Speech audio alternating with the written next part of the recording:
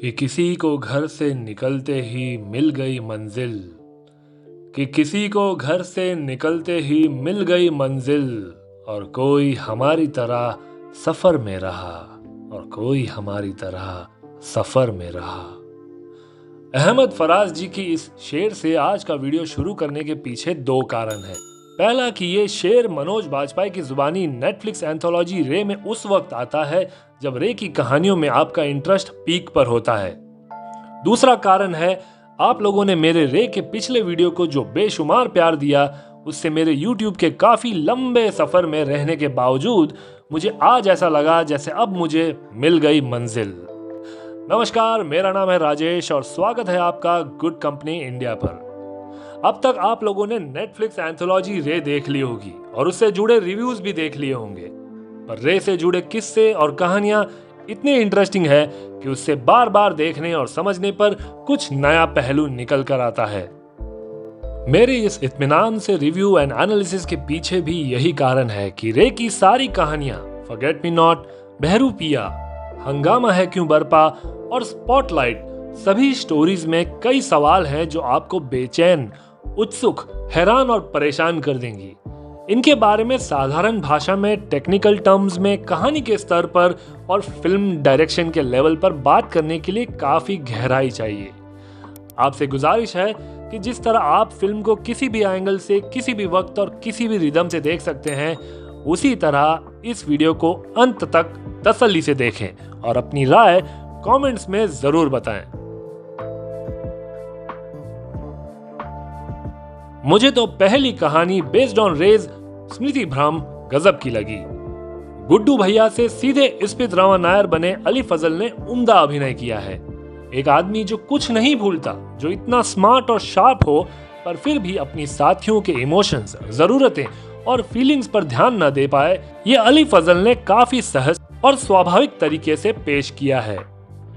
Film का पहला shot जो एक लड़की की एंट्री का सबसे लंबा सीन है, एक अंदाजा दे देती है कि ये कहानी इतनी सीधी और सरल नहीं होने वाली, पर लंबी जरूर होने वाली है। अली फजल के जीवन की प्रगति के वक्त डायरेक्टर श्रीजीत मुखर्जी का कैमरा वर्क, जो उनके किरदार का हाई शॉट्स लेते हैं और फिर जब एक के बाद एक गलती करते हैं और अपनी भूल से फंसते जाते हैं, तब उनका आई लेवल का क्लोजअप शॉट्स डायरेक्टर और टेक्निकल टीम की काबिलियत के बारे में काफी कुछ कह जाता है।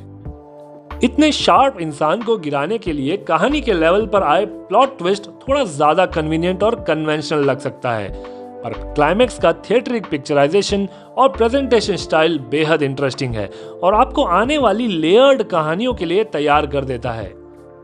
In short, forget me not इंसान के ईगो को जब ठेस पहुंचती है तो वो किस हद तक गिर सकता है, वो इस कहानी का थीम है और इसमें रिवेंज भी बड़ी खूबी से पिरोया गया है।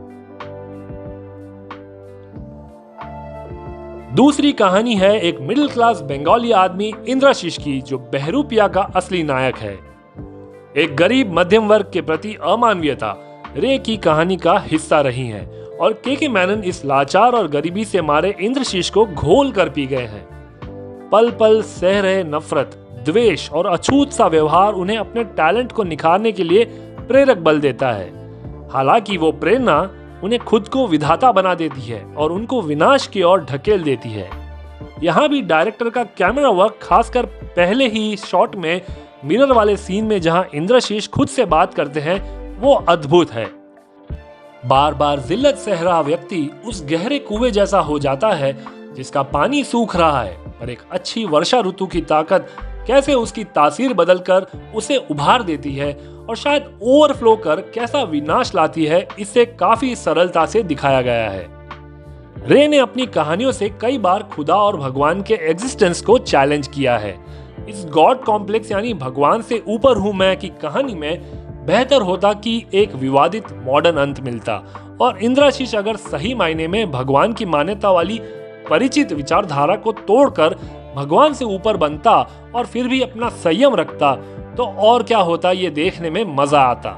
पर कहानी में खुदा के सामने मनुष्य मुंह के बली गिरता है वाला ट्विस्ट और परिचित मान्यता है कि पावर करप्ट्स योर माइंड कहानी को जरा सा फीका बना देती हैं और बेसिक लॉजिक ताक पर रख देती हैं, जिससे मजा थोड़ा किरकिरा हो जाता है।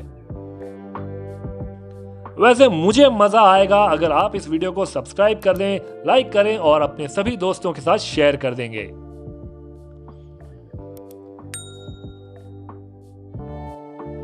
दो सीरियस स्टोरीज के बाद जब हंगामा क्यों है बरपा स्क्रीन पर आती है तो मनोज बाजपेयी को मुसाफिर अली के रूप में देखकर इंस्टेंटली चेहरे पर मुस्कुराहट आ जाती है। उनका गजब सा उर्दू बोलना, किसी के गलत उर्दू बोलने पर उसे सुधारना बड़ा ही मीठा लगता है। हालांकि बात बात पर औरों को सुधारते व्यक्ति खुद कैसी बुरी आदतों के शिकार हैं, इसे डायरेक्टर ने बड़ी ही सुंदरता से पेश किया है। मनोज बाजपेयी का अचानक ही हमसे कैमरे में देखकर बात करना या सपने में मुशायरे में ऑडियंस से रूबरू होना गजब सा रोमांच दिलाता है। यहाँ भी सेट डिजाइन, कैमरा वर्क और पास्ट प्रेजेंट दिखाने की टेक्निक शानदार है। गजराज राव और मनोज बाजपेयी के एक्सप्रेशंस सच्चाई करीब आते वक्त मुसाफिर अली और असलम बेग बने गजराज राव की झिझक सच में हंगामा बरपाती हैं। शीर्षक प्रसिद्ध गुलाम अली की गजल हंगामा है क्यों बरपा से आती है, जिसमें कवि अकबर इलाहाबादी पूछते हैं कि इतना हंगामा क्यों है जब उन्होंने कुछ किया ही नहीं, बल्कि वो तो सिर्फ पीने की चाह रखते हैं और पी लेते हैं। गजल की पंक्तियां हैं, डाका तो नहीं डाला, चोरी तो नहीं की। कहानी इसी चोरी को एक नया आयाम देती है और मुल्जिम को जिस तरह सजा देती है उससे आपकी रूह सफा हो जाएगी। रे की लिखावट में छुपी ह्यूमर को सभी डायरेक्टर्स ने कहीं ना कहीं पेश किया है। हास्य एक ऐसी चीज है जिसे लोग शुरुआत में रे की शॉर्ट स्टोरीज से नहीं जोड़ते हैं, लेकिन ह्यूमर उनकी सभी कहानियों का एक बड़ा पहलू है। उनकी कहानियों में ड्रामा और इमोशंस तो हैं ही, लेकिन ह्यूमर भी बहुत अहम रोल अदा करता है और राइटर डायरेक्टर ने इस कहानी को बेहद खूबसूरती से निखारा है।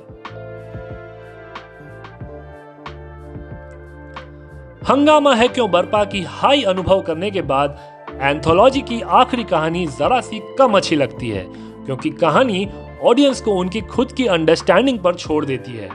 ये कहानी एक उभरते सितारे विक्रम की है जो अपने एक लुक के लिए पॉपुलर है, पर अब विक्रम जो उसने अचीव कर लिया है उस लुक से या कह लो उसके प्रोफेशन से उब चुका है। वो जानता है कि वो एक आर्टिस्ट के रूप में अपने एक लुक से कहीं और बड़ा है। हालांकि वो ये सह नहीं पाता कि एक देवी मां समान व्यक्ति उससे भी ऊपर हो सकती है। एक बबल में रह रहे फिल्मी सितारे कैसे असुरक्षित भावनाओं से गुजरता है जब वो उससे बड़े बड़े स्टार्स जैसे कि दीदी से मिलता है, इसे काफी देर तक खींचा गया है।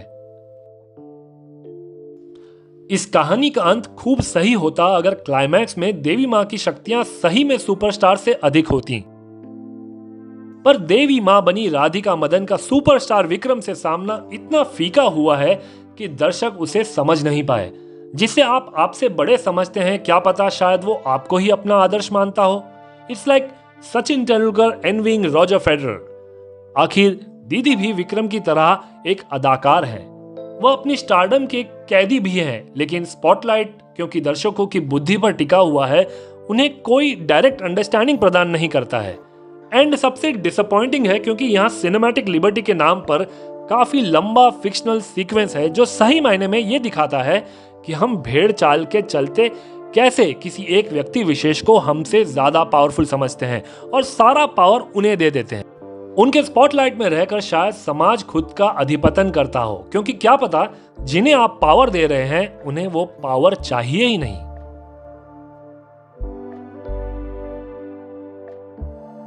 तो ये थी मेरी राय नेटफ्लिक्स एंथोलॉजीज की।